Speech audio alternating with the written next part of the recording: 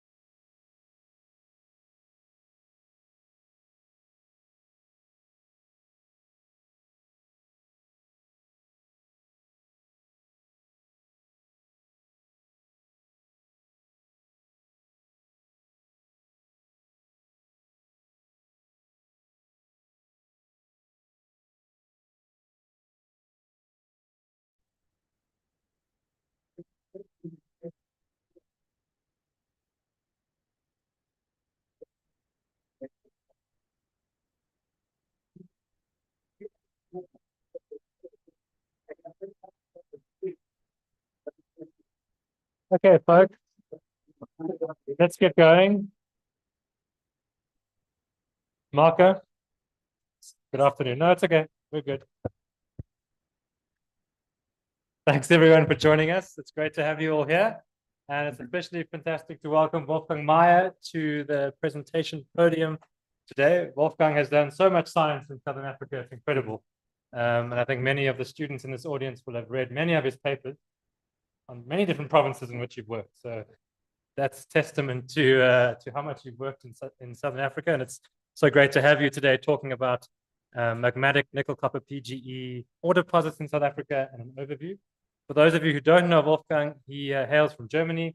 He did his MSc in Munich and his PhD in South Africa at Rhodes University, where he was a postdoc for a while after doing his PhD. His PhD was on the UG2 and the Merensky Reef of the Bushveld. And he then has worked in many places around the world, including Canada, Finland, and he's now a professor at Cardiff University in the UK, but he still comes out to South Africa often. And we appreciate that. And thank you for coming to give the talk. Thank you to SASIG for arranging this talk and pinning Wolf down his busy schedule. So thank you. Over to you. Thanks, Grant. Yeah, welcome everybody. Yes, as Grant said, I come to South Africa almost every year. Just coming back down from up from the coast where I spent some time at Rhodes and in Mossel Bay, a long drive from Colesberg today. So you know the N1, it's terrible driving there. So I'm a bit sweaty, smelly, and a little tired, but I'm very excited to be here, I should say. And let me tell you why. So Grant, as he said, in 1988, I came from Germany to South Africa to start a PhD at Rhodes University. And one of the first things my supervisor, Hugh Eales at Rhodes did with me and some of my fellow students, he took us up to Johannesburg, where there was a conference, or a big conference actually, at Wits University. And so that was very exciting and of course very frightful for a young, you know, student just out of different continent. So I remember very well, in a break to the conference, I walked into the geology department and I happened to walk into this big lecture theater down there, you know, the large one with all the wooden seats. And where, you know, Des Pretorius was a famous economic geologist in the, you know, 1950s, 1960s. Wits was perhaps, you know, one of the leading institutions in economic geology in the world. And so I stood there and looked at this lecture hall, you know, and thought, wow, I was impressed. And I thought, one day I'm gonna give a lecture in this place. And so I'm a little bit disappointed, you know, that we are not in this room, not down there, because I thought I made it. I finally managed to give my lecture, but anyway, at least it's in the same department. So what I'm going to do today is I'm going to take you through probably not a complete, you know, the complete number of South African magmatic ore deposits, but a sort of a almost complete selection, I think. And I will, in particular, of course, spend about 20 minutes, 25 minutes on the Bushveld complex here, and then also on the Uitkomst complex, which is related to the Bushveld event. I will also spend some time on the stellar layered intrusion here, in the Kraipang Greenstone Belt, on O'Keep, on the Tromsburg intrusion, which is a wonderful body completely undercover, under 1,500 meters of cover in the Free State. And I will talk a little bit about Insizwa. And Ushishwana too. I will not talk about Mambula and Roywater. These are two layered intrusions that contain important magnetite deposits. They've been discussed to not a lot of detail, but Karl Anhäuser in some of his review papers talked about those two intrusions, and I'm sure there are also more detailed papers. I will also not talk about Jakomenspan. Marco is disappointed about it because there is a paper in the 1988 book, the large mineral deposits of South Africa, that was edited by Anhäuser and Maskey on Jakomenspan. I don't think there's since then has been any other work being done on Jakomenspan. So this is an interesting deposit. And an Australian company called Orion is, I think, owns the place and is doing some exploration together with O'Keep at Jakomenspan. And I will also not talk about Bonaccord. Bonaccord actually is a komariite-hosted sulfide deposit in the Barberton Greenstone Belt. Believe it or not, there is one. It's relatively small, but it is hosted in komariites. And also near Bonaccord with the same name is a sort of a very enigmatic, very nickel-rich small deposit that people thought is perhaps related to a meteorite impact. So, but also a komariite-hosted sulfide deposit at this place. So let's go straight to it. Because I fear, you know, I will run over time because I have 60 slides and not even 60 minutes. So this will be a bit of a race. Now, this is an old diagram, already 15 years old, but it's probably still valid, if not much more so, with regard to the immense wealth of the Bushveld complex. So $1.4 trillion US dollars in total, you know, value of the material that has already been extracted and that's still believed to be down there. So by far the largest mineral deposit on Earth. This is the sort of the kind of deposit, you know, that makes countries. And of course, it has very significantly contributed to South Africa's industrial development. And you will recognize some of the other names here. These are all world-class deposits, but the Bushveld really is in a class on its own. It's an unbelievable body, and we still don't really understand. We still don't, sorry? Yeah, well, I disagree a little bit, but we will see. What we don't understand for a start is why is it so much bigger than anything else here? This is a compilation already a few years old now of layered intrusions. And on a log scale here on the right, you can see that this is an order of magnitude bigger than anything else that in terms of layered intrusions that we know. We don't know why this is so. Could it be some kind of a super plume, you know, an extraordinarily large mantle plume? We don't really know.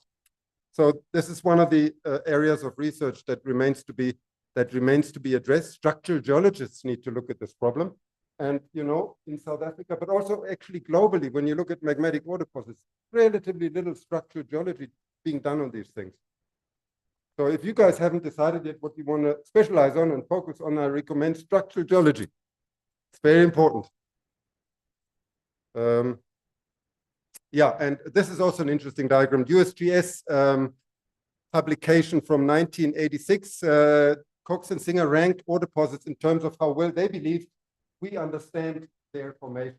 And as you can see, their magmatic nickel copper PG sulfides are right at the top. So these guys believed in the 1980s that we basically understand these types of deposits. And as Lou has said, we basically, you know, we hardly agree on anything in these deposits. So there you go. That's where you can see, you know, how models, ore deposit models, really are not that important. Much more important is the data. Good data will stand the test of time. Models, they come and go. And this is a very good example. Oops, what's happening here? Deny?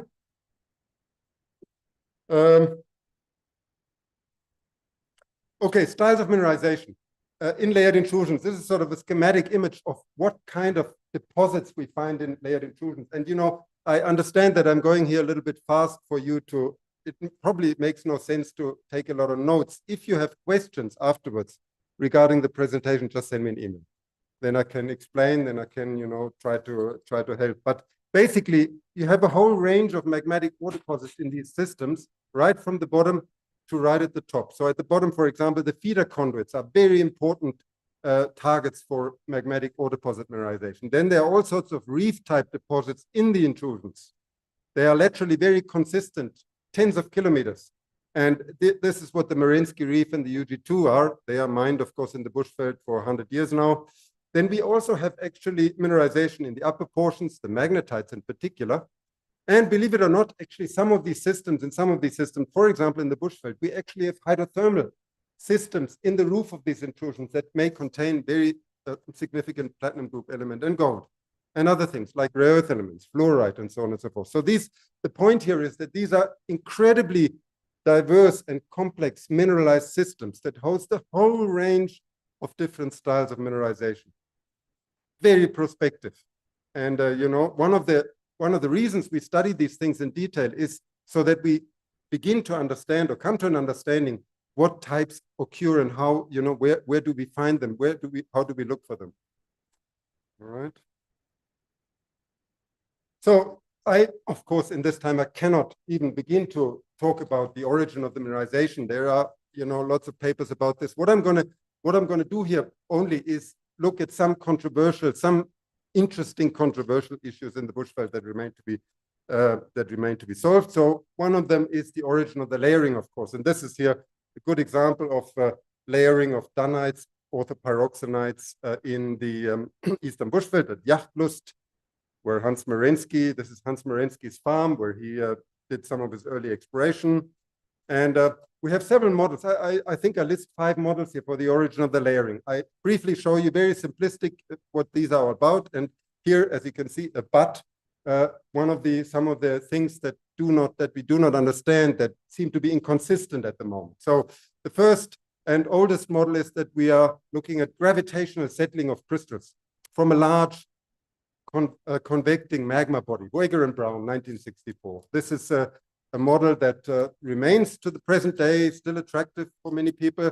There are many aspects that, you know, we can still believe and that are still valid, but there are also some problems. For example, we see lots of evidence in the intrusion, in the layers, for very dynamic formation. I will show you a couple of pictures in a moment.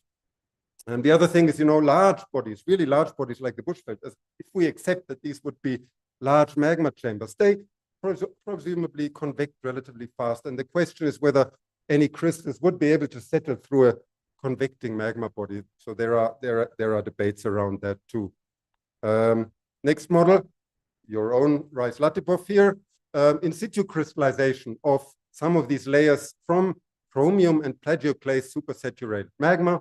Rice has published a number of papers on this, and this figure here is also from him, the Marinsky Reef, as you can see, nicely cutting down through the floor rocks here, forming these little veins and sills and so on and so forth. And one of the problems, certainly, you know, that I could think of in this model is that how to explain these lateral extensions of the Marinsky Reef if you want these things to crystallize in situ at the top of the crystal pile. So that is one of the issues, perhaps, or the problems with the model. Then model 3 here, reactive porous flow. McBurney argued that some of these rocks here, you have a norite that contains these sort of you know, flowery olivine crystals surrounded by plagioclase. McBurney and Boudreau, they argued this forms by reactive flow when you have a silica undersaturated fluid from the lower portion of the intrusion percolating upwards through these cumulates and dissolving the pyroxene, the orthopyroxene, and crystallizing olivine from it. So this is one should say, you know, the model by Boudreau here. He is a bit of a, you know, lone fighter. The community is skeptic about that, and one of the arguments, I'm not necessarily saying I'm skeptical about this, but one of the arguments of the community to criticize this model is that their bushveld has relatively few hydrous phases. There's very little hornblende. There's relatively little biotite and phlogopite. So, you know, this is some of the questions people are asking about this model. Something that's become very topical recently is that people suggest that instead of having a large tank-like magma body, magma chamber, the intrusion formed by lots of sills injecting into each other into sort of a mushy cumulate pile. And the key, this model has been proposed by a number of authors over the ages, but perhaps the very important impetus came when Mangel et al. In 2016 published this geochronology here, shown in the diagram, arguing that they analyzed here a number of the key layers in the upper critical zone and showed that these formed, the ages are out of sequence. In other words, here the main zone appears to be slightly older than the underlying Marinsky reef. And the UG1 appears to be significantly older than the underlying MG3 and MG2. So this paper has generated a lot of interest, a lot of, let's say, debate, but it remains, there is controversy around, and mainly because other people have done geochronology too, of course, of the sequence. They also found, one should say this, they also found out of sequence ages for these layers. But, and that's important, their layers, the relative ages of their layers are different to those in Mangel.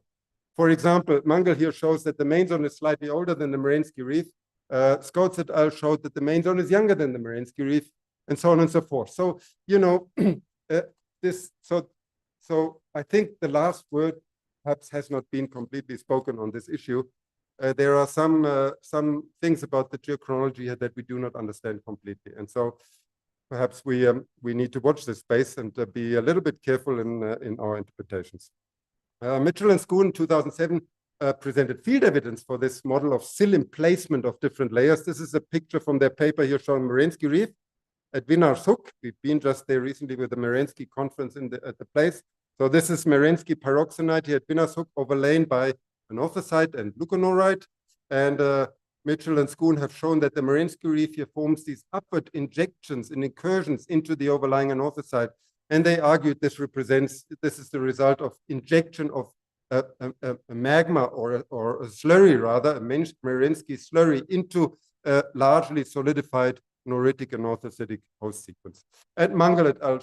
Argued in a similar way here, showing the same model here. Pyroxenite injecting into norite and orthosite and partially melting the norite and anorthosite. The problem with this side of model, of course, is where is the transporting liquid? You cannot emplace a pyroxenite like this if it has a significant crystal content. We normally, fluid dynamicists argue that we cannot transport mushes as long as we have more than about 40% or 50% crystal content. So the question then is, if this stuff here has been emplaced as a crystal mush, where is the transporting liquid? It must have escaped somewhere, perhaps, up into the chamber or down dip or up dip, layer parallel, we do not know. So this is an important question that needs to be resolved. Finally, my model, or, other people have suggested this too, but I favor a model whereby the crystals, the layers formed from crystal slurries that have been sorted along the top of the crystal pile, crystal slurries that form internally within the intrusion. And here is an example of the MG3 in the Eastern Bushveld complex. And as you can see here, there's the chromatite, there's the underlying anorthosite, pyroxenite on top. And there are numerous features here that resemble sedimentary deposits such as occur at continental margins, turbidity currents really. So we have these, these large fragments that are elongated. There are multi-component fragments. There are so-called tiled up clasts here. So fragments sitting on top of other fragments. We have these little flame structures here. We have incipient boudinage in some of these layers.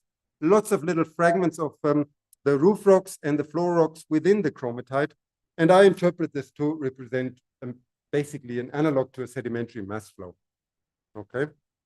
So this model too, of course, is not without the controversy. First here, some other nice pictures of this, incredible complexity you find in some of these intervals here, lots of fragments of anorthosite, in this case in anorite, but also little schlieren and lenses of more ultramafic material. So this kind of rock here clearly formed under some relatively dynamic conditions, right? Not just a quiet raining down of crystals onto the top of a crystal pile.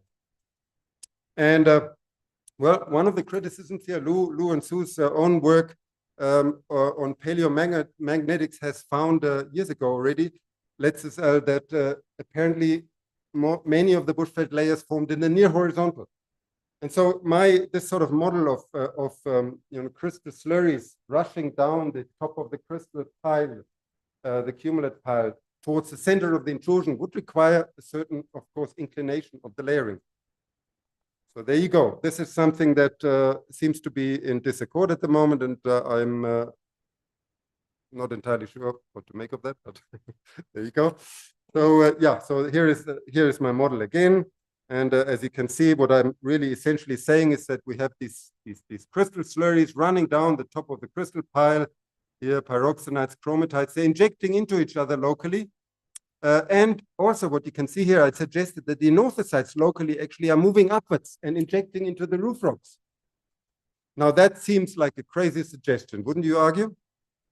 Anorthosites injecting upwards into their roof. Well, this is what we think we identified in the Eastern Bushveld complex here in this paper at a mine called Smoky Hills. And I call it the anorthosite problem, actually leaning on Bowen 1915. Bowen 1915 coined that term, the anorthosite problem. And he actually used it for massif type anorthosites. Okay? Bowen was one of the first to recognize things like the Kuneni or other massif type anorthosites. You have a lot of anorthosite, but it doesn't seem to be matching ultramafic rocks in the floor of these anorthosite massifs. And that's what he called the anorthosite problem. Lu, of course, was one of the people, or perhaps one of the first, who suggested that these massif type anorthosites injected or rose through the crust in diapiric form. Okay, and that model is still, I think, very popular today. But what I'm showing you here in this picture and the next two or three is that anorthosite can actually inject also into layered rocks like the Bushveld complex. This is a giant anorthositic pothole here from the Eastern Bushveld complex. And I'm going to zoom in to here, these anorthosite layers that occur here at the margin in this UG2. There's the UG2, that's the UG3. It's the upper critical zone. Let's zoom in a little bit here. You can see there's the anorthosite below the UG3. There's the UG3 chromatite. And look what it does here. It blows out. It gets much wider. It forms these little lenses and sills and extensions. And here's a close-up also. Sorry, this one. Look how the UG3 begins to collapse down into the anorthosite. Lots of fragments of the UG2 fall down into the anorthosite. So the UG3 is dismembered by that intruding anorthosite slurry. Another picture here. Look at what the anorthosite does here. It injects upwards into the UG3. So what I'm saying is the anorthosite is intrusive. But how is that possible? The anorthosite is a nearly monomineralic rock. How can anorthosite intrude? I said a moment ago that we can only intrude magmas or move magmas if we have less than about 40% crystals. And anorthosite is almost monomineralic. So we can, of course, if we would have crystal monomineralic rocks at the top of a crystal pile, at the bottom of a magma chamber, then we don't have a problem. We can remove the transporting liquid up into the magma chamber, right? So the cumulates form and may compact, and the transporting liquid is all just mixing up into the overlying magma body. No problem here. But when we have sills, interpreted sills of here in this the UG1, the famous iconic UG1 outcrop, if we have sills of chromatite and anorthosite interlayered, and this outcrop, by the way, in the 1920s already has been interpreted by people as injection of a chromite mush or slurry into a sort of nearly consolidated solid anorthosite, a model that is still quite popular amongst many. But how do we get rid of the transporting liquid? This is nearly, this is the anorthosite is not quite monomineralic, but largely plagioclase. The chromatite is largely chromite with a little bit of plagioclase. How do we get rid of the transporting liquid? It's a big problem. Yeah.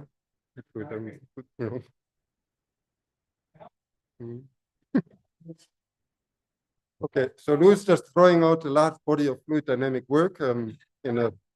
All right, anyway, this is a problem, and another problem, of course, yeah, remember what I said, Rice's model about in situ crystallization of chromite and anorthosite. So there would be an application where this would potentially be a solution. We don't have a transporting liquid. The anorthosite crystallizes at the top of a crystal pile from a plagioclase supersaturated liquid, then the chromatite, then the next anorthosite, then the next chromatite. Problem with that is that the plagioclase and the chromite in these chromatite layers is actually out of equilibrium. They cannot have crystallized together from the same magma. Let me show you why. This is Meltz modeling here of Bushveld B1 magma, that magnesium basaltic magma that we interpret to be the parent magma. It crystallizes here with falling temperature, as you can see, 1560 to 1160 degrees. We first form olivine here, then we form chromite, the red line, then orthopyroxene, and then down here, we begin to form plagioclase from that liquid.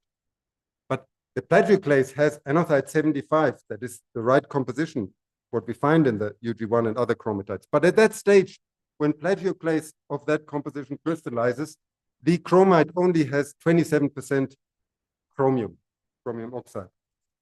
Whereas in the chromatites, of course, we have something like 40%, 40 to 50%. So plagioclase and chromite in the UG1 and all the other chromatite layers is essentially out of equilibrium. They cannot have crystallized together. How do we do this then? Perhaps the underlying anorthosite is partially molten by the chromatite, and a little bit of molten anorthosite infiltrates up into the chromatite, something like that. I don't have a better idea at the moment than that. Okay, we're almost done with Bushveld. I have to speed up further. Feeder conduits. Last thing I want to briefly talk about the Bushveld complex is feeder conduits. Feeder conduits, as I showed you in this sort of schematic picture of the various types of mineralization or deposits that we have in these layered intrusions. Feeder conduits are just about the most attractive exploration targets in these systems, because many feeder conduits to layered intrusions have important magmatic sulfide deposits. Voisey's Bay is a good example, Jinshuan, and there are others too. And in the Bushveld here, this is from the northern lobe near Mokopane, and farm here is Turfspreid, and up there is there's Turfspreid, and up there the next one would be, I think, Sunslot. No, it's sorry, there's Tweefontein first.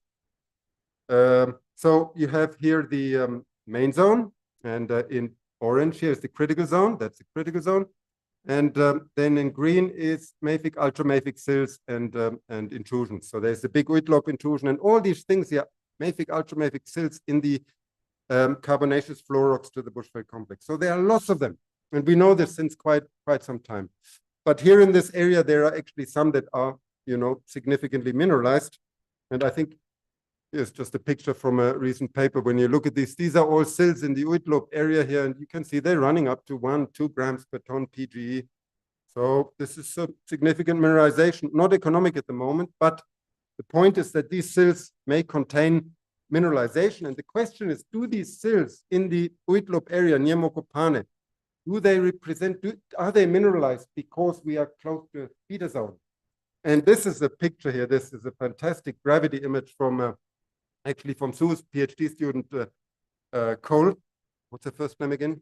Janine Cole, who published this in 2021. It should actually be Cole, not Maier et al. 2022, because I used Cole's diagram in this paper that I published, but I referenced it. I should say, I just forgot to show it here. But this is Janine Cole's gravity image from, and as you can see here, there's this massive positive gravity anomaly here in the Mokopane area, and so.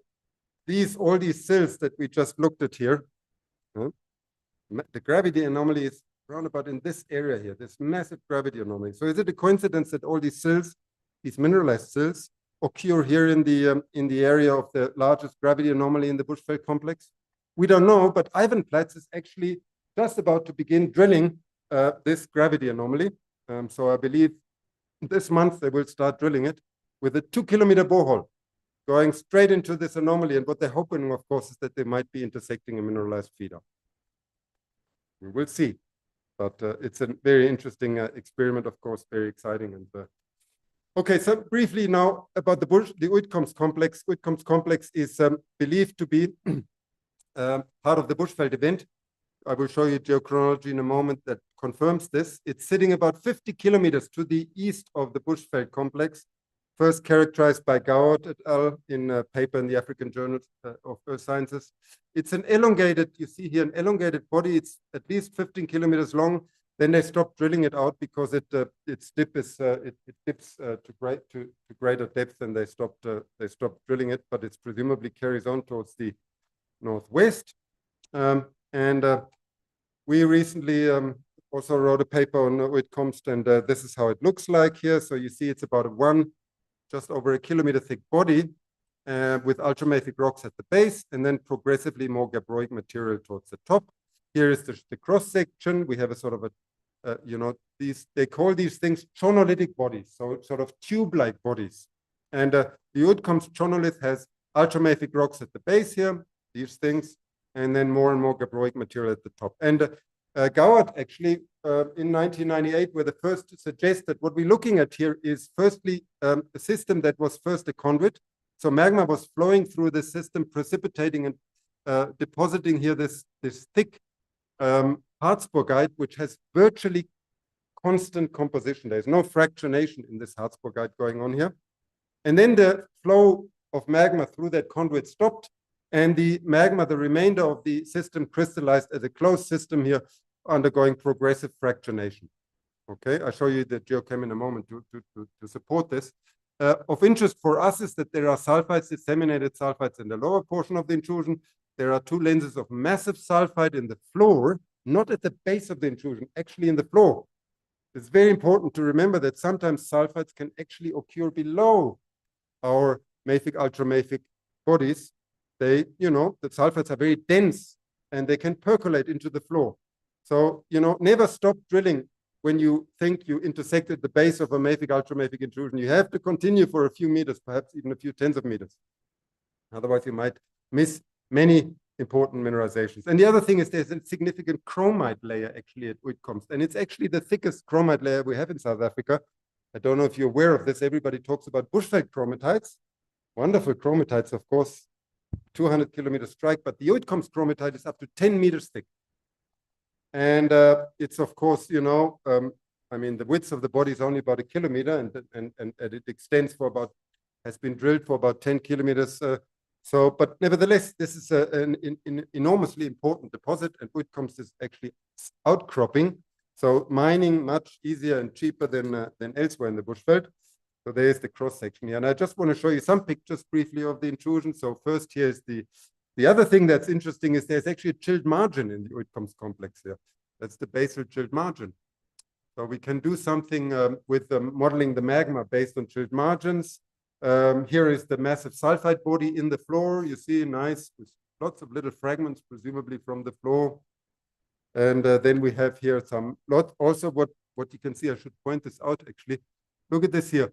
All these light blue, can you see that? Yeah, you can. All these light blue little lenses here, these are actually big dolomite rafts and xenolith. So the intrusion has been placed into a dolomite and contains lots of rafts and xenolith in the lower portion of this dolomite. And that's what you see here. Look, these big dolomitic rafts here, and interaction of the infiltration of sulfides into these dolomites and calc silicates. And here is this chromatite, and in places it's actually strongly sort of, forms lots and lots of little lenses, and reminding me of these lenses that we saw in some of these bushveld chromatites. Lots of lenses, the total thickness up to 10 meters in places. And my, suggestion, of course, is, that the chromite formed when it collapsed down into the central trough. That's why it is so thick, much thicker than normal chromatites. But I come back to that in a second. So there's the geochemistry. We're not going to go into detail. I just want to show you so that you believe me that this is a constant composition in this Harzburgite here. So the conduit part of the system, and then it fractionates, you see? And there's a bit of a sandwich horizon at the top. Look at the enrichment in phosphorus and zirconium and thorium here towards the top. So this is a classic, system that fractionates towards very evolved compositions towards the top. But the lower portion is a conduit. That's important. And then the sulfides here in the lower portion of the intrusion. We have some neodymium isotopes. It's similar to bushveld, the neodymium isotopes. And also the ages. Look at this. The flat Witkomst sits straight flat on bushveld. We have a very good age there that shows very good overlap. So there can be little doubt. Also, the crystallization sequence in the Witkomst intrusion is very similar to bushveld. Olivine, chromite, orthopyroxene, plagioclase. So we think it is a B1 magma, a magnesium basaltic bushveld magma that formed this thing. And this is the last slide for Uitkomst. We think that what happened here is that initially the intrusion was placed as a sill on top of the dolomite. It then eroded itself down into the base of the dolomite. And during this process here, the chromite, the black dots are the chromite. You see the chromite collapsed down and formed the thick chromatite in the center of this trough. And the sulfides, the sulfide droplets, the sulfide melts also percolated down towards the bottom of this intrusion. That's the idea. May well be wrong, but at the moment, this is what we believe. Okay. Sorry that I have to go at this infernal speed, but the O'Keepe copper belt. So this is another very interesting deposit. Actually, I worked at O'Keepe in 2000, and I was lucky, but I went to Nikramuk mine, to sample Nikramuk mine, just basically months before they closed it. That was the last mine at O'Keepe that was in operation. And then we were able to did some work on the samples that we took. And for example, PG, I was always interested in PG. Of course, I wanted to find out what's the PG contents of these bodies. But I come to that in a second. So here, the Namakwa belt, of course, O'Keepe sits in a Natal Namakwa orogenic belt, orogenic metamorphic belt here. 1.9 to 175 was a deformation event, an orogenic event. Another one at 1.1. So these rocks in the belt are gneiss, pelitic rocks, quartzites, conglomerates, marbles, and so on. And then the important thing for us is that at about 1.1 or so GA, the belt was intruded by the intrusions of the O'Keepe suite, also Hondekloof, Jacomainspan, and the Tantalite Valley in Namibia. And so I will show you in a moment.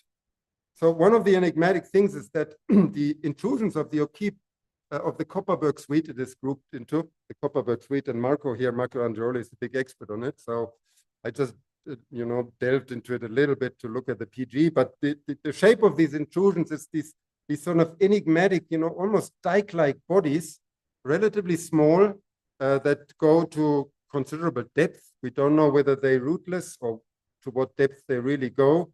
And the interesting thing is that the foliation, the regional foliation actually, is turning into these bodies. And these things are called steep structures. And I don't think that people have completely understood yet how these things form. It's possible that the whole thing was a very hot orogeny, basically a hot orogen into which these magmas intruded. And so everything was basically, deforming during magma intrusion. But Marco perhaps has a different view on this. And here are some pictures from Clifford's paper of some of these bodies. You can see here how the foliation wraps is wrapping around here these bodies moving upwards. You also have mega breccias here. You have anorthosites. There's a very, very enigmatic suite of rocks. But our feeling was, and we looked at these, we really looked just at the mineralized bodies, and these are really extremely copper rich. There's relatively little nickel. So these are very copper rich. And these are also very mica rich. So these are relatively evolved rocks, very enriched in copper with little nickel. And so we suggested there are two nickel-rich bodies here, one at Hondekloof and one of Isselfontein. We suggested what we're looking at is basically MSS fractionation, sulfide liquid that undergoes MSS fractionation with nickel sitting at depth and the copper in the upper portions, in the more shallow portions of the O'Keepe belt. And, that remains to be tested. The people from Orion, JP Hunt and the Orion people, they tell me that in the meantime, they found other, or at least one more body that is somewhat nickel enriched. So perhaps there are more nickel rich bodies in the district, particularly at depth. And of course, that would be an interesting exploration target. But I think I'm going to skip this. One of the things I just want to briefly point out is there's also significant gold enrichment relative to PG at least. The gold is relatively, the gold is enriched relative to PG, which is unique to, relatively unique to O'Keepe, and something that needs to be explained. The take-home message here is at O'Keepe we have norites, diorites, orthopyroxenites. I should have mentioned the orthosites there too. These are very enriched in incompatible trace elements, hydrosilicates, and also gold relative to PG. mainly copper sulfides. They are Pg poor, these sulfides, possibly due to MSS fractionation. We suggested in our paper that perhaps this is an example, a rare example of subcontinental lithospheric mantle melting. As you know, there are people who suggest that even Karoo magmas formed by SELM melting. Even Bushveld, people have suggested that even the Bushveld formed by melting of the SELM. The problem with all these SELM melting models is that the SELM is relatively refractory. You need to metasomatize it significantly before you can melt it. And to generate something the size of the Bushveld or the Karoo, you need to melt a large portion of that SELM. So that seems, from a mass balance point of view, difficult to do. But there are certainly some magmas for which we are fairly confident that they are melts of the SELM, of the metasomatized SELM, and particularly group 2 kimberlites, orangites, and also lamprites, some lamprites, okay? So for those, we are fairly confident that they are SELM melts. But these are very, very small magmatic events, very tiny intrusions that form probably from very, very highly metasomatized SELM. And so we wondered whether the O'Keefe intrusions could be another example of SELM melts in addition to group 2 kimberlites and lamprites. But we're not entirely sure, to be honest. Many of these intrusions, as you can see, there are hundreds of intrusions in the belt at O'Keefe. Many of them remain poorly explored, I'm sure. Are there nickel-rich ores at depth? I'm sure this is an interesting question that the Orion people are asking. And then the steep structures. We really don't know how these steep structures form, unless Marco does, but I don't. Yeah. Yeah. Yeah. Yeah. Yeah. Good. Okay. Just one slide on Insiswa. Because Insiswa is a small nickel deposit in what used to be the Transkei, the Eastern Cape, or is it actually across the border in Natal? I'm not quite sure. It's near the Eastern Cape Natal border, near the town of Kokstad. And so here's the Karoo igneous, well, certainly the central part of the Karoo igneous province here. In red, you have all the sills and dikes of the Karoo, and here in purple are the lavas, the Drakensberg group. So here's the cross section. This comes from a recent compilation by Gallant. You see here are the lavas, of the Drakensberg group. Then the sill complex here injecting into the Karoo sedimentary rocks, forming all these thousands of sills, often these sort of cone-shaped sills. And so Insiswa is really, part of the sill suite here, and it's located approximately here at the margin of the Karoo sedimentary basin. Here you can see there's the Eka group in yellow and the Beaufort group in pink. And there are 4 bodies in the Insiswa, 5 bodies in this Insiswa sill suite. They are actually quite large. The Insiswa main sill here is actually a very sizable layered intrusion. These sills can form, there is really no clear distinction, solid distinction between a sill and a layered intrusion. All sills virtually are layered to some degree. So when do you call a sill a layered intrusion? Something we really haven't got a clear definition. But Insiswa is a very sizable body, 1 kilometer thick, and as you can see, very large. And so several of these have some nickel showings at the base. So this was the focus of quite intense exploration in the 1970s and then again in the 2000s by Falconbridge. The reason being that when you look at the olivine geochemistry of the Insiswa bodies, and this is a recent paper by my PhD student, Will Smith, you look at the olivine geochemistry of these different bodies, look at the nickel versus forstrite, then you can see that in some, like Insiswa, see a normal fractionation trend here at high forstrite. Where's the scale for forstrite? Gone. Sorry, this should be 90, I think, and this should be here 70. So these are, typical fractionation trends of olivines. You have falling nickel and forstrite content when you evolve. But the important thing is that some of these intrusions, like Tabankulu and Tonti in particular, you look at this, they had very strong nickel depletion in the olivines. Oh, the nickel scale is also gone. I'm very sorry for that.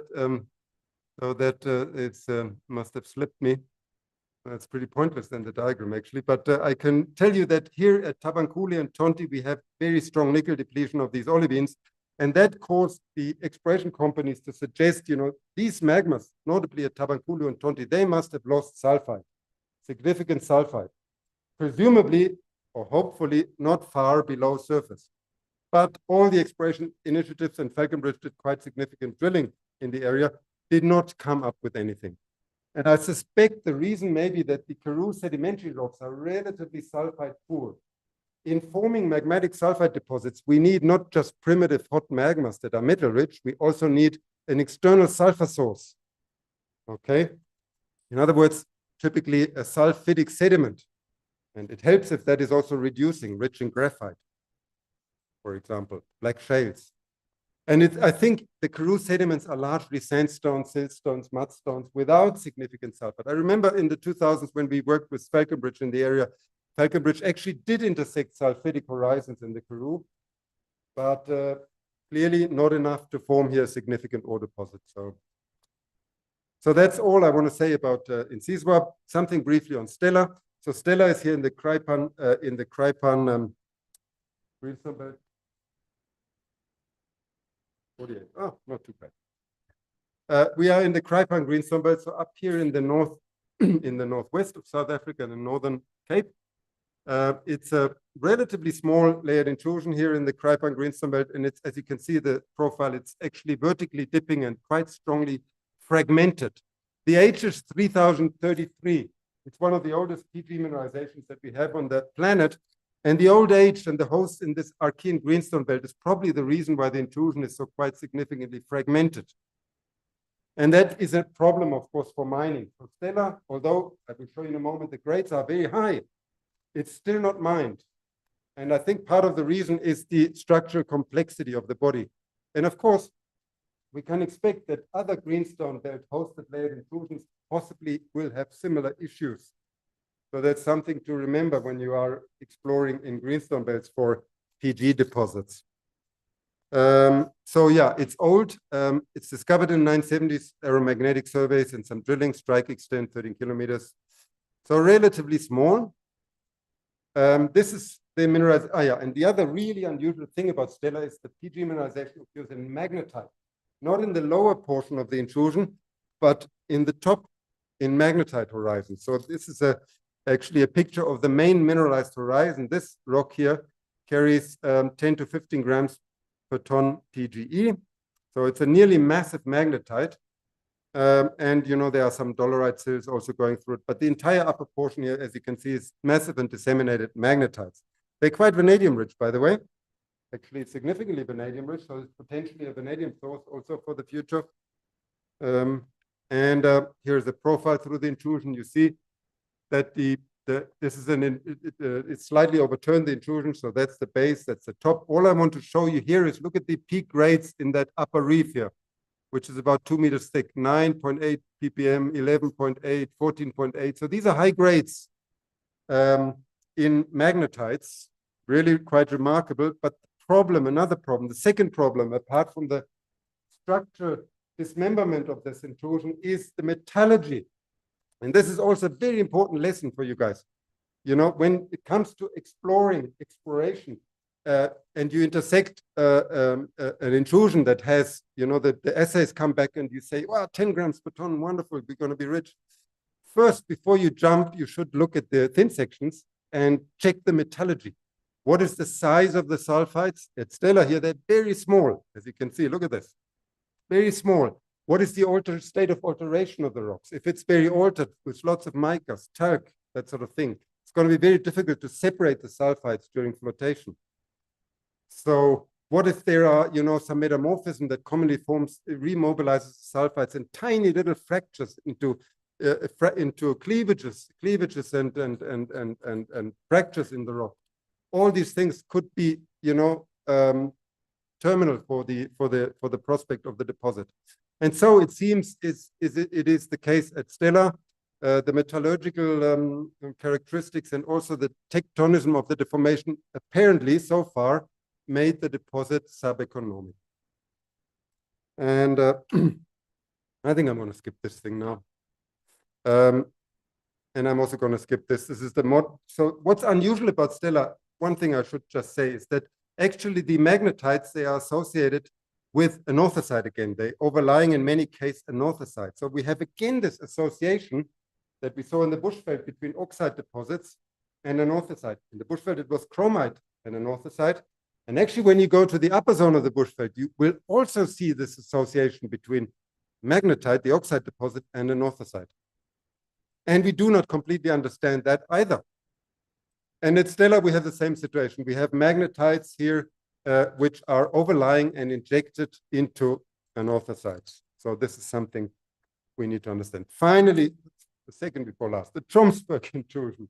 There's just so much interesting stuff in South Africa that, 1 hour is not enough, I'm afraid. So the Tromsberg intrusion is a relatively recent, it's a relatively old discovery. Actually, it was discovered in the 1940s. And this is an interesting story by a geophysicist from the Geological Survey in Pretoria, who happened to go regularly on his summer holiday to Cape Town by train. And the train line from Pretoria to Cape Town goes through Tromsberg, which is this massive gravity anomaly here, this bullseye. And so at regular, I can't remember his name, or something like that, but at regular stops on the train journey, he interrupted. He had a portable, gravimeter with him, and he took measurements. And so that's when he identified this massive anomalous gravity anomaly here at Tromsberg. And then subsequently, shortly thereafter, they drilled the anomaly. Here's the town of Tromsberg. I just drove through it this morning. It's a wonderful place, actually, when you drive through it, to imagine you drive through this wonderful landscape and to imagine below you, there is this massive 50 kilometers across. It's one of the largest bed intrusions on the planet, but it's sitting at 1,500 meters below the surface. So, but you drive over it and it's a special feeling, I must say.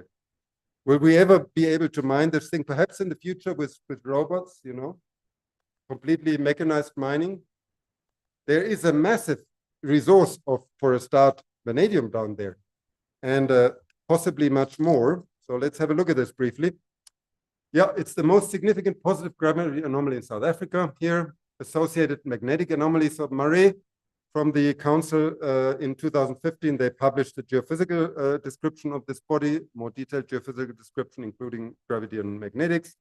These are the drill cores that were drilled in the 1940s, still by the Geological Survey. There's the town of Tromsberg.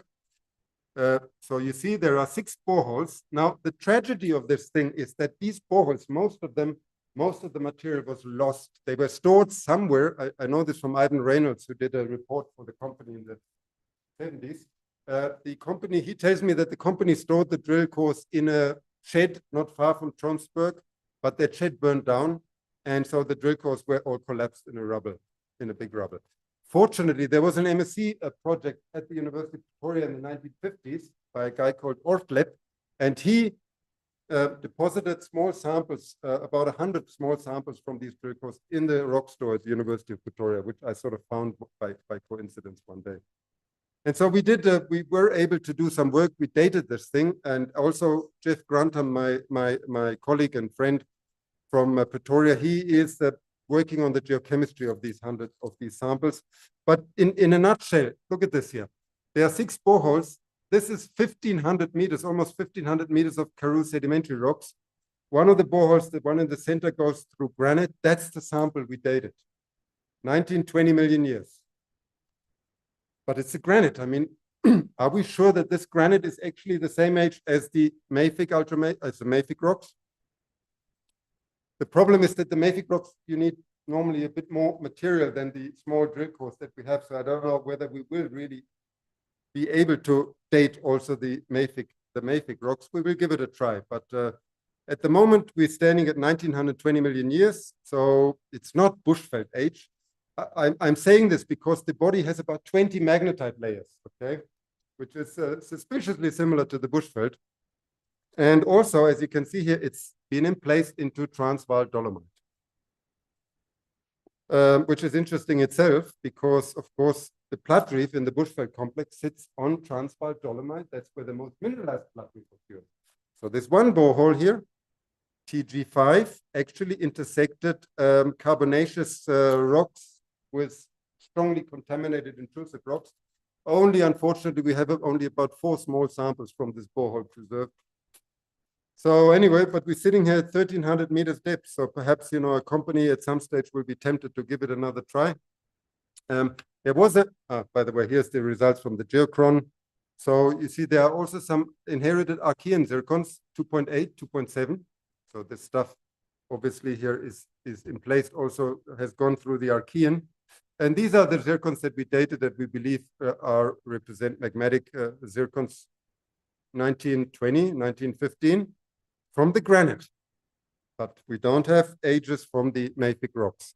There is Marie's geophysical interpretation. She thinks that so there are about up to 15 kilometers of mafic, ultramafic rocks with a broadly bowl-shaped, funnel-shaped intrusion.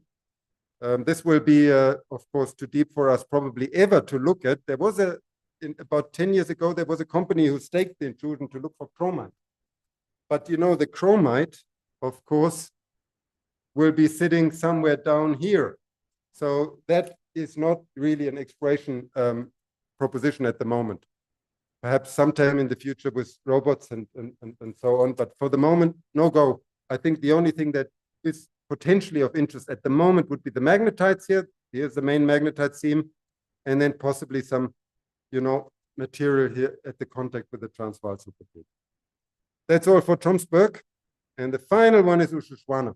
But Ushuswana, I don't have much to say. It's a remarkably little studied Ushuswana. It's at the contact here at Swaziland, the Swazi South African border. It's relatively old, 2.87 billion years. It's a Sumerian neodymium age. I'm not aware actually of high precision geochron for Ushuswana. But you know, my knowledge for Ushuswana comes. I had an honor student in Pretoria in 2000, Leo Passaportis, who did a project on the Tole sills. Very, very good student. Unfortunately, he left geology. So there may well have been much more work been done on Ushuswana since then. But from what I know, its age is 2.87. It's a Sumerian medium hole rock age. The basement, granites, Pongola quartzite volcanics, and it's a rift-related intrusion here. So there's a bit of a close-up. What the student Leo, what he did was he actually studied the Tole sill here. This is the Tole sill phase. So it's a sort of an ultramafic. It's actually a layered intrusion, the Tole sill. Look at this. It's only 150 meters thick, but it has ultramafic rocks at the base, Harzburgites, and then all Websterites and gabbronorites at the top. That was his honors project, and it occurs here all around that lobe in the Amsterdam area. We didn't find any sulfides in the Tole sill. This is probably what it looks like, the structure of this body. There's the Tole sill. There are gabbroic phases here in the Amsterdam area. When you go to the Swaziland, the Embo area in Swaziland, there is actually, the intrusion is thicker. There are pyroxenites and gabbros, and they contain some sulfides, nickel sulfides. Yeah, low grade. But to my knowledge, relatively little exploration has been done. Falconbridge was active there again in the 1960s and 70s, but relatively little exploration to my knowledge on the Ushuswana complex. So this would be something, you know, for you guys maybe to consider to start a project on the Ushuswana, Grant and his colleagues. Just 1 or 2 more pictures from Leo's honors thesis. Leo actually used the Tole sills to determine the parent magma to the Tole sills using this sort of method here of his cumulate rocks, and came to the conclusion, oops, that has moved a little bit. It's around 9 to 8% MgO. So a magnesian tholeite approximately. And you see classic sort of contamination signature. I'm not going to go into details here. Sulfur isotopes, by the way, yeah, they are not far from mantle. But, you know, what does it mean? Could be R factor, could be an R factor effect. Just some takeaway points here. The magma is relatively evolved in Swaziland, more unevolved in the Tole sills. We have in Swaziland some sulfides, but the problem is, you know, so far as long as we know so far, the mineralization, there is not significant metal depletion in these rocks. So perhaps that's the reason why the companies have not pursued further exploration in the area. But I still think there is significant potential in the Ushuswana complex. And I think I'm going to skip this is a summary that we did some time ago of all the carp Wal mafic, ultramafic lavas that I could find. And the point here is, in terms of PG, the point here is that the bushveld magmas are by far the richest in South Africa. They are unusually rich. And when you look at copper-palladium ratios, which tell us whether these lavas are depleted or fertile, look at the bushveld ones. Here, these are bushveld B1 magmas. They are the ones that are essentially undepleted. Most other carp Wal magmas, lavas, are actually metal depleted. And this is the final platinum contents here. Look at this. This is a global compilation of platinum contents in lavas. And bushveld in red is quite unusual. They are richer than most other global lavas. And we don't understand why this is so. There are a few other candidates here in olive green. These are from Finland, from the Jesiovaara suite in Finland. They are also quite platinum rich. And these ones are from the Coppermine basalts in Canada. But basically, the bushveld lavas are quite unusual. And we do not really understand. This is my last slide, promise. We do not understand why this is so. And, you know, I speculated a little bit.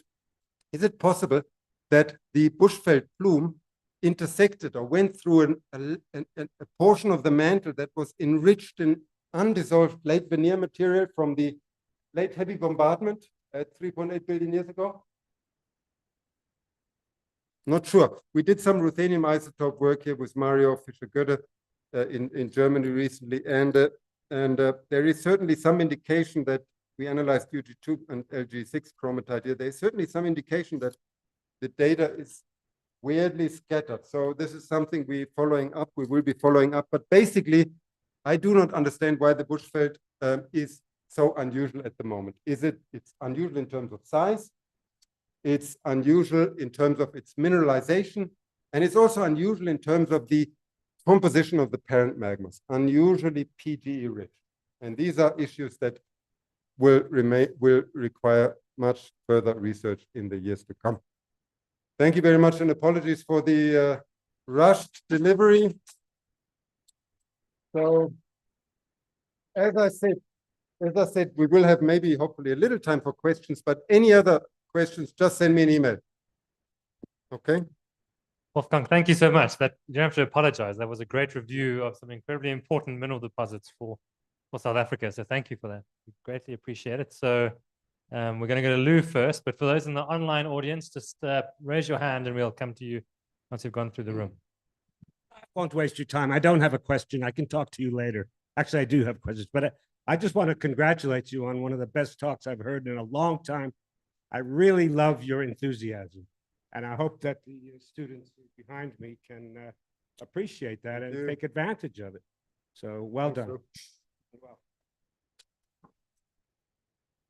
I could actually, now that I think about it, there's an interesting little story. The name, the stellar intrusion, you know, the name of the stellar intrusion, because Lou just told me a moment ago that his daughter is called Stella. Your dog? Ah, okay. Anyway, so the name Stella comes actually in the, this is a sort of a very colorful history, you know, in the 1860s, this area there up in the Northern Cape, there was, of course, one of these little Afrikaner republics nascent, tried to be established. And it was, by the way, called the United States of Stellaland. And it lasted 2 years until the British Empire decided, you know, we won't have it. But the thing is, the name Stella actually comes from a comet that the local people saw in the skies at the time in the 1870s. Huh? Yeah, that's 650 million years earlier. Sue. Thanks, Wolfgang. That was great. I wanted to ask on the your idea on the magma cascading downwards. Mhm. What slope do you need? Yeah. I mean, because you know the paleomag isn't saying it's precisely perfectly horizontal, and also would that be enhanced if there were vibrations from earthquakes? Yes, so several things there. I pondered this for some time because when I saw the Let's paper, of course, I was worried.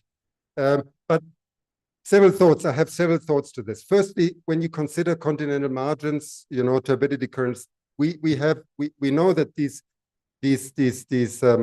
currents can rush down the continental slopes as little as 2-3 degrees, and they run for hundreds of kilometers.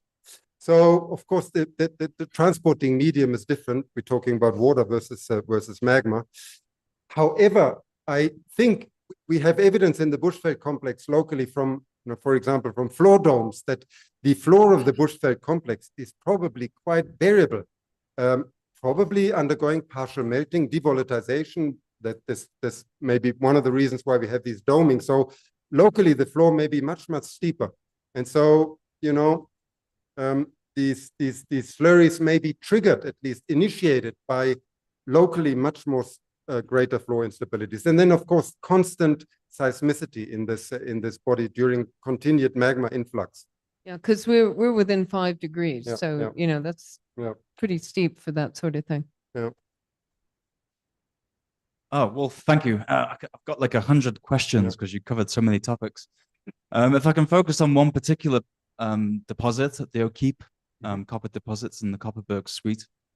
I understand that you've devised this idea that it's similar to magmatic sulfide systems, and that the nickel sulfides are deposited at depth and then the copper-rich material was transported up. How would you test that? If you were to continue working on it, how would you go about determining that? It's a good question. What we sorry. Right. Go back. Oh, there you go. Yeah. So what we did, our approach was, and it's difficult to test this really, but what we did here is we simply, assumed, we did some modeling assuming that the sulfides originally precipitated from an evolved basalt with about 150 ppm copper, 40 ppm nickel, and very little palladium, and then saw whether we can generate a broadly realistic model for the origin of these sulfides. And if you do this here, you can explain the sulfides by, a very significant ISS component at a moderate R factor between 500 and 5,000. That is not to say, of course, that is really the answer. But what I'm saying is that, you can generate models that are broadly realistic. Now, the other thing I should say is that the fact that we do have nickel-rich bodies, nickel-rich deposits in the area suggests to me that MSS fractionation is an option. We compared when we worked at O'Keefe, there is another ore deposit globally that is very similar, looks very similar to O'Keefe, and that's Caraíba in Brazil. And Caraíba in Brazil is also very, very copper-rich, very little nickel. For a long time, it was believed that is the case. But now, last year, they found actually nickel-rich deposits in the Caraíba district. I think no, it's not. So the company, I think, is Aero Resources or something like that. So, I can't say that I would put my head on the block for this model, but I think currently I do favor a magmatic origin. But I talked with Grant before we started here, and there are other options too. Grant suggested perhaps the whole, there are copper porphyries in the Natal-Namakwa belt. Perhaps O'Keefe represents complete reprocessing, reworking of the Natal-Namakwa crust, including older porphyry systems. So yeah, lots of other possibilities. Okay, just quickly, I wanted to add to the tectonic setting of the Bushveld. I remind you that we have two events of orogenic nature, also intracratonic. One we dated with also with Roger Gibson and somebody in Canada, Alexander, at about 2150. So about maybe 70, 80 million years before the emplacement. And then 20 million years or even 15 million years later, after the solidification of the Bushveld, we had a thrust and fall belt responsible for the slates that we have in the building. All the roofs of Johannesburg have slate, and we dated them at 2043. So there is the Bushveld that falls in between a lot of intracratonic deformation, which is poorly understood in itself. So probably there was also tectonic. And to make things worse, I remind that there is a mine near Brits where you have an orthosite been pushed and thrusted over Herculean gravel about 60, 70,000 years ago. So to make things even. There's a very, very good paper by Silva in the South African journal, actually, I think in 2002 or so, or 2001. He argued that, many of these large magmatic events on the Karpal, the Soutpansberg, the Bushveld, the Ventersdorp, and in fact, even, that these are really what they represent is reactivations of the old structural grain of the crater, Karpal craton that is already was established in the Archean. So, so my feeling would probably be, that instead of having here significant orogenic events that triggered opened or new conduits, so that we simply have a reactivation of a structural grain in the Karpal.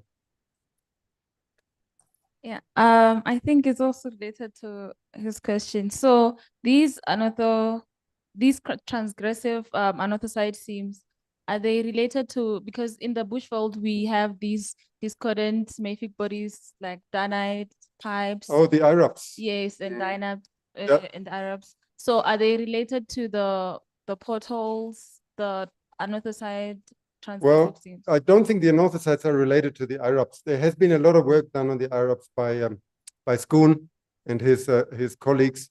And as far as I understand, the IRAPs are really it's a very complex model actually, and I recommend that you read some of Roger's papers there.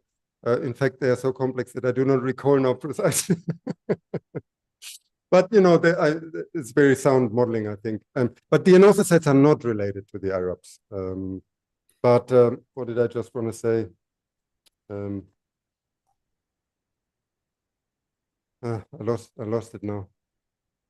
Okay, just a follow-up question.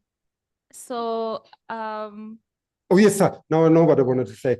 Just when I was in the coffee room waiting for the talk, I saw this paper by Musa Manzi in 2021 or so, seismic interpretation of, I think it was Marikana, where they modeled these potholes and IRAPs beautifully in the seismicity. Check that out in the coffee room. It's really, really nice. So, yeah.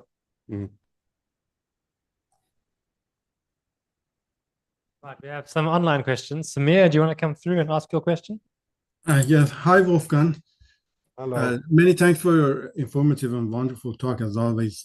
You talked and questioned about where residual melts gone when slurries come into place. I would say that place is a transient maintenance. What do you think of after settling of the solid part of the slurries? What do you think of the expulsion of the resident melt or a liquid part of the slurries? I mean, pushing out laterally, for example, to Molopo Farm or some other satellite intrusion of the bushveld. Yeah. So I mean, when it comes to the ultramafic slurries, and if we wanted the ultramafic rocks to intrude as sills, then their residual liquid would be presumably relatively buoyant, at least initially, and possibly escape up dip along the layer contacts. When it comes to the anorthosites, of course, the residual liquid would presumably be quite iron rich and quite dense, so it may percolate down into the center of the intrusion. Would be a little bit hesitant perhaps to think about residual melts escaping for hundreds of kilometers into the Molopo farms. It seems to me that the scale there is probably too excessive. But yeah, I mean, this is a big problem, the residual, where there's transporting liquid and the residual melt gone. When the other thing is, some of these residual melts should presumably become very enriched in volatiles and incompatible trace elements. Quartz, there should be quartz, K-feldspar, and all these sorts of things. And we do not see a lot of these minerals in most of the cumulates. So that would be an issue for me, for that whole concept of sills injecting into the intrusion. Where are the residual melts? Thank you. Yeah, thank you. That was a really, really great talk. And like Ben said, there's so many questions to ask, but something a little bit more, I don't know, a bit different. On the Tromsberg intrusion that we're looking at, what type of granites are inside there? Yeah, that's a good Analogous to the question. Laboa? It's it's 20 years ago, so I'm trying to remember what kind of granite it is. I think it's a fairly normal granite. That's all I can say. I'm just thinking, It's a pink granite. So but that it's interesting because you have this whole concept of the Laboa granite suite with the mineralization in the roof, mm, and a lot of it is escaped. You have the Royberg, Yep. you have all of that, but in a situation like this, it might still be there. You might have a whole lot of stuff sitting there. I know this is Yep. a Mayfic talk, and this is Faltic, but I think we should still have a sample of that granite actually on which the dating was done. So, you know, no work has been done on it at all. Jeff is, as I said, he's working on the geochemistry of the mafic rocks, but so, you know, I think there is potentially work that can be done if you contact Jeff Grantham, Victoria. Okay, Linda, last question from Linda. Hello, thank you for very nice. Just a curiosity because it came up in my mind last week. I was attending a geometallurgy little conference. It was about Earth. It's a completely different thing. But when you are in the geometallurgy, you have your mineralization. You have to redissolve all the minerals, and then they have to put a solution. It is called anti-solvent, so that the element are triggered, and they're going to be dropping down as a monomineralitic compound, so that they can have the rare earth, that in that case where this in a host rock, that is the way to have them in a solution and then cause them to crystallize in their own minerals. So then I thought, can it be that in the bushveld there was some kind of this anti-solvent, some kind of melt or whatever that came and caused this monomineralitic crystallization? So that is basically, you know, along the line of Alan Boudreau's thinking of reactive porous flow going through these rocks, and completely. There's a very, very sort of stimulating and provocative piece of Alan Boudreau in the 2017 special issue of Elements on layered intrusions. You know, the Elements journal has obviously special issues, and in 2017 was one on layered intrusions, and there's in sort of an introduction, personal view by Alan Boudreau on this. And he argues actually that the Bushveld complex originally was an entirely relatively unlayered noritic body, very large noritic body, and that all the layering is a result of reactive porous flow, notably of silica undersaturated fluids, volatile rich melts and fluids from the lower portion of the intrusion, completely recrystallizing everything. So it's I recommend that you have a look at this. It's very stimulating, although debatable. Thank you. All right, thanks everyone, and thank you, Wolfgang. That was a fantastic, really good review, and I think everyone, both here and online, enjoyed it. So over 50 people. So thank you very much once again. Pleasure.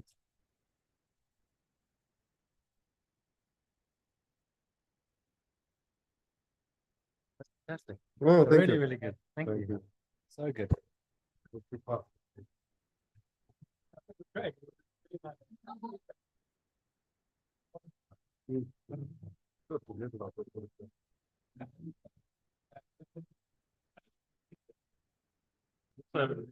Really good audience.